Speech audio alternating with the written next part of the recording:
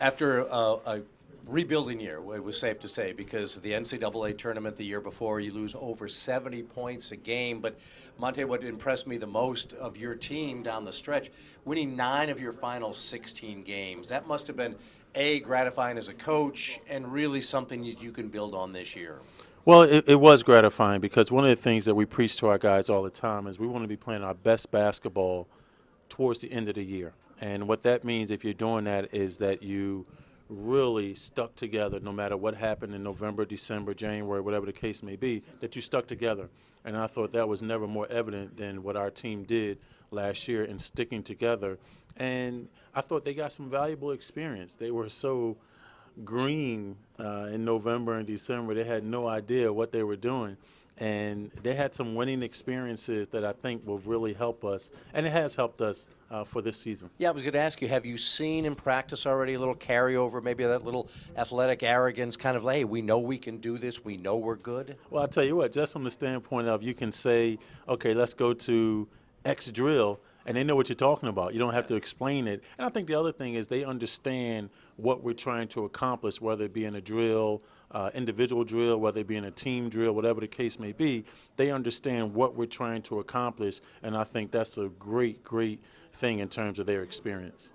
Well, you got a great leader back. I can tell you that he's one of my favorite players that I watched last year, Corey Holden. I mean, he's a real deal for you, isn't he?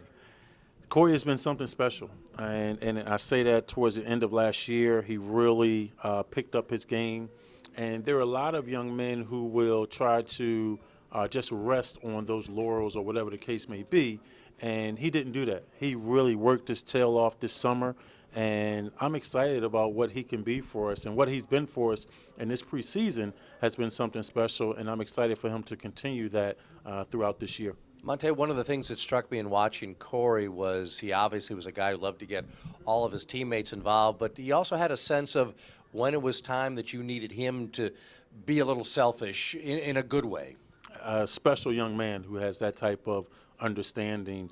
And for me as a coach, it gives me a certain comfort level that he understands that, okay, I have to set the table for everybody first, but then if the table is not, going the right way, then I have to step up there and have to eat the food myself. I have to set the table for myself. And he's really, really has a great understanding of just that. He's a pass-first point guard, but like you said, he understands, if things are not going the way that we need them to go, he'll step up and he can very, very capably score the ball. And a really good running mate in Casman Hayes in the backcourt as well. No, I think Casman has, he had a breakout year per se last year, and we're looking for him to continue that for the rest of this season as well.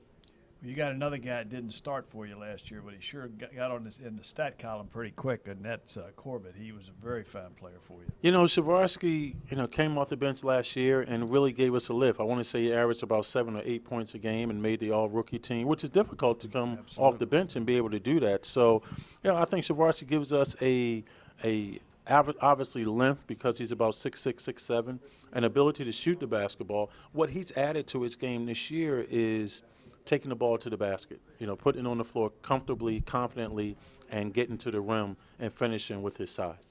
And we've kind of talked about your perimeter, but your inside is pretty good too. A fifth-year senior, Marvin King Davis, who gives you great presence inside, and I would imagine some leadership. And Maurice Jeffers, who I don't know if he's really scratched the surface of what his talent might be. I tell you what, last year, Mo Jeffers had some games that we just marveled at because of, it seemed like it just came out of nowhere, his confidence about what he was capable of doing. I think this year he's much more confident, and he understands that he can do certain things on a consistent basis if he just gets the ball, if he just takes his time, if he just makes a move.